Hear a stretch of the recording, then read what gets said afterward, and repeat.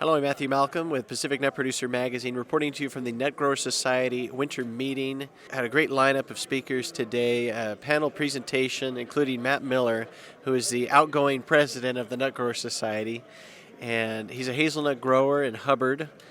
And you did a great job as president. In fact, you brought all the farmers over to your place over the summer to do their summer tour, and I continue to have demonstrations on your farm, so props to you and just being willing to share. And wanted to ask about some more things that you're doing. You've established a cover crop for the last couple of years on your orchard, and that's something people are kind of on the fence about lately, but it's becoming more of interest to growers to, rather than keep their fields bare and flat from ready for harvest in the summer, trying to invest into the soil health with cover crops. So can you tell us about your experience thus far in these last couple of years of growing cover crops?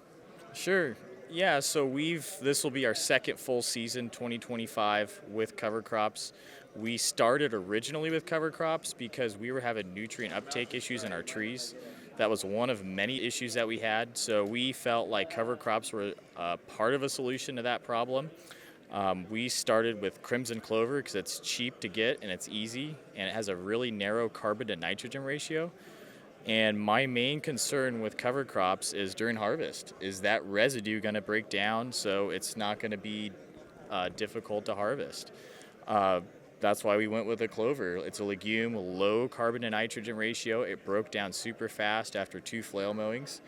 And it also fixes nitrogen into the soil. So I felt like it was a win-win. We're going to get more soil biology, have to purchase less fertilizer in the form of nitrogen, less compaction, and it looks pretty. Those are the main reasons why we do cover crops, among several others. All right, and it even helped you guys in a certain time when things were hard to get into the orchard, right? Yeah. So with vegetation growing there, there's always a living root, and when we have to drive through the orchard, the soil, it still compacts, not nearly as much. The jury's still out there. We have a lot of work to do on our farm to really get the right cover crop mix. 2025 season, we're trying oats and crimson clover, so we'll see how that does. I'm sure I'll make some mistakes, so you'll have to report back here in about a year, and I can tell everyone how things went. But that's what we're doing, and kind of the few things that we're seeing.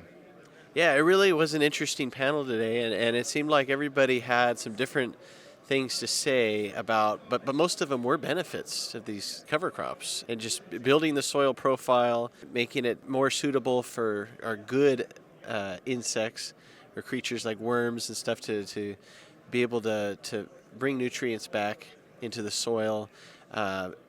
You talk about being able to keep water where it needs to be in that root zone.